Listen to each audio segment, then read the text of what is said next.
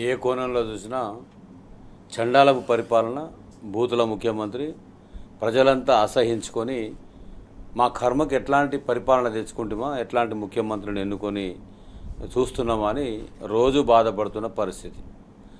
ప్రజానీకం ఈ తెలంగాణ రాష్ట్రంలో 4 కోట్ల మంది ప్రజల ఆకాంక్ష స్వరాష్ట్రం సిద్ధించాలి, స్వరాష్ట్రంలో సుపరిపాలన స్వపరిపాలన ఉండాలనేది కోరుకొని కేసీఆర్ గారికి ఉద్యమకారుడికి పాలనా పగ్గాలు చేతిలో పెట్టిన తర్వాత అస్తవ్యస్తమై అరిగోసపట్టి అన్నిట్లో అక్రమాలకు, అవినీతికి, అడ్డగోలు దోపిడీకి గురైనటువంటి ఒక కోటి గాయాల వీణగా మారిన తెలంగాణ రాష్ట్రాన్ని అనేక రకాలుగా కాయకల్ప చికిత్సలు చేసి మనస వాచ కర్మన త్రికరణ శుద్ధిగా కేంద్రీకరించి ఒక్కొక్క రంగాన్ని ఒడిసిపట్టుకొని అగాధంలో ఉన్నటువంటి ప్రతి రంగాన్ని అగ్రభాగాన నిలిపినటువంటి ఒక రాజకీయ కోసమే కాకుండా ప్రజల బాగోగుల కోసం పరిపాలన చేసినటువంటి ఒక ముఖ్యమైనటువంటి పరిపాలకుడిగా కేసీఆర్ గారు కీర్తించబడ్డాడు, శ్లాఘించబడ్డాడు.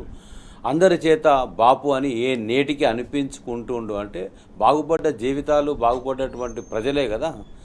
ఇవాళ సందర్భం ఏదైనా, సమావేశం ఏదైనా, ఎక్కడ ఏం మాట్లాడాలనో అర్థం కాకుండా గాలివాటానికి కొట్టుకొచ్చిన ముఖ్యమంత్రి కేసీఆర్, రేవంత్ రెడ్డి గారు.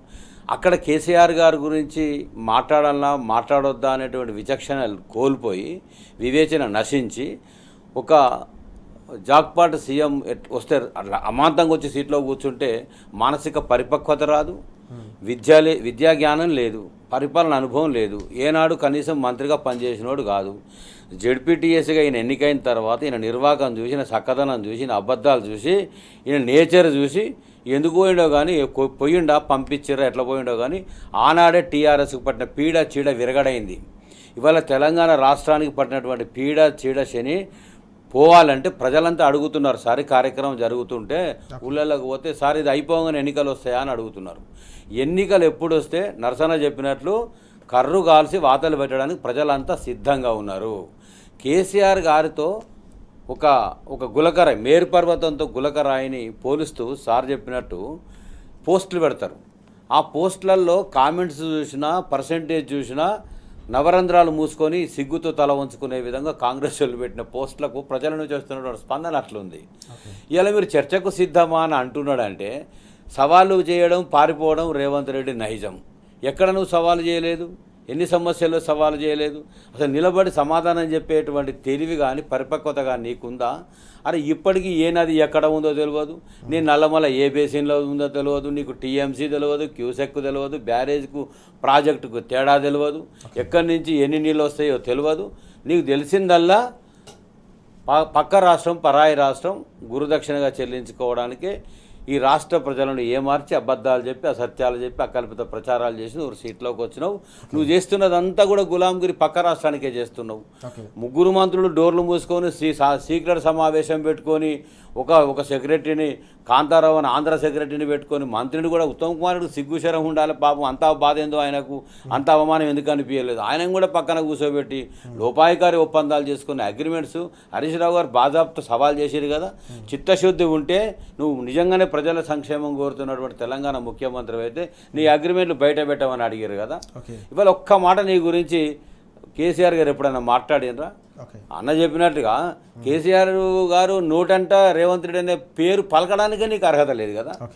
నువ్వు దినమంతా పెట్టుకొని జగిత్యాల మీటింగ్ చూసినా, ఇంకోటి చూసినా, బీఆర్ఎస్ రైతోత్సవ సభ చూసినా నా పేరన్న బలుకుతాడేమో చెప్తాడేమో సందర్భంగానే అంటే అమాంతంగా అకారణంగా వచ్చి మీద పడి చివాట్లు పెట్టేటువంటి రకం ఏనాడు కూడా కేసీఆర్ గారు కాదు. కొంతమంది అంటారు ఆనాడు కేసీఆర్ గారు మాట్లాడలేదు. ఏమన్నాడు కేసీఆర్ గారు? అసమర్థుడు అన్నాడు, చవటలు అన్నాడు, చాతగాని వాళ్ళు అన్నాడు, అంతకుమించి అనలేదే. నీ భాష, నీ రోత భాష విని విని రోత పుట్టి మన ఊరికి పోతా అంటున్నారు. సార్ అట్లా ఓర్రుడు ఆ పిచ్చోడికి అర్థమైంది. ఆ పిచ్చోడు అంటే ఎవరంటే బాజాప్తా పేరు చెప్తున్నారు. ఇంకోటి సార్ తిక్కలోడు ఎవడన్నా పరిపాలన లోపల హిట్లర్తో పోల్చుకుంటాడా సార్? ఆయన హిట్లర్తో పోల్చుకుంటాడు. హిట్లర్ చక్కదనే నాకు తెలుసా? ఆ హిట్లర్ ఎట్లా చచ్చిండో తెలుసా? ఆ నిర్వాహకమే కదా చివరికి ఆత్మహత్య చేసుకొని అడ్రస్ లేకుండా చచ్చిపోయాడు. ఈయన కూడా ఒక మానసిక రోగి సార్. నేను చెప్పట్లే, ప్రజలు అంటున్నారు. అంత చైతన్యవంతులైన ప్రజలు. ఈయనకు మానసిక రోగం ఉండట్టుంది సార్. రోజు అబద్ధాలు ఆడుడు, ప్రతి మీటింగ్లో తిట్టుడు, ఎదుటి వాళ్ళ మీద ఇరుచుకపడు, లేని ఆరోపణలు చేసుడు, ఇవన్నీ కూడా అక్రమ సంబంధాలు అంటగట్టుడు, ఈయనకి ఏదో మానసిక జబ్బు ఉన్నట్టుంది సార్, ఇంట్లో ఇప్పటికైనా పట్టుకుని చికిత్స చేస్తే బాగుపడతాడేమో, లేకుంటే పూర్తిగా పిచ్చి కుక్క మాదిరిగా అయిపోయాడు సార్ అని అంటూ కేటీఆర్ గారిని, హరీష్ రావు గారిని, కేసీఆర్ గారిని అకారణంగా నువ్వు అడ్డగోలుగా మాట్లాడితే సహించే స్థితిలో ప్రజలు లేరు, బుద్ధిజీవులు లేరు, మేధావులు లేరు, సమాజం లేదు. ఆకాశం పైన ఉమ్మేద్దామని చూస్తే తెలియదు, ఒక ముఖ్యమంత్రికి అర్థం కావాలి అది వచ్చి నీ ముఖం మీదనే పడుతుందని. పడ్డ సందర్భాలు ఎన్నో ఉన్నాయి కదా. ఇప్పటికైనా సోయి తెచ్చుకొని, స్పృహ తెచ్చుకొని, ఇంకో 2 ఏళ్ల కాలం మిగిలి చచ్చింది. 2034 దాకా నేనే ముఖ్యమంత్రి అని చెప్పుకుంటావు. నీకు ఎవడు రాసిచ్చిండో, నీ సకదనాల పరిపాలనకు నీకు ఓటు ఎవడేస్తాడని అనుకుంటున్నావో, నువ్వు కొడంగల్లో గెలిస్తే నీకు అది గొప్ప విషయం అవుతుందేమో. కొండారెడ్డిపల్లికి పోయి మా చరిత్ర చూడంటాడు. కొండారెడ్డిపల్లికి పోయి ఇప్పుడు కూడా మీరు జర్నలిస్టులు పోయి అడగండి, ఆ కుటుంబానికి ఉన్నటువంటి నేపథ్యం ఏంది, నేర చరిత్ర ఏంది, ఆ అన్నదమ్ముల అనుముల సోదర్స్ కాదు, అనుముల కంపెనీకి ఉన్నటువంటి నిర్వాహకం ఏందో ఊళ్ళో ప్రజలు చెప్తారు. సార్ చెప్పినట్టుగా ఒక సర్పంచ్ ఇబ్బందులు పడలేక ఆత్మహత్య చేసుకున్నటువంటి నేపథ్యం కదా. ఇవాళ బ్రతుకులను నిలబెట్టేటువంటిది బీఆర్ఎస్ పార్టీ, కేసీఆర్ ముఖ్యమంత్రి పరిపాలకులు అయింటే నువ్వు జీవితాలు చిత్రం చేసి రోజు భూములు బొక్కుడు, అడ్డగోలు కూతలు కూసుడు, రోత మాటలు మాట్లాడు, సమాధానం లేకుండా నువ్వు ఎదుటి వాళ్ళ మీద ఎదురుదాడి చేసుడు, ఇదేనా నీ పరిపాలనకు అర్థం?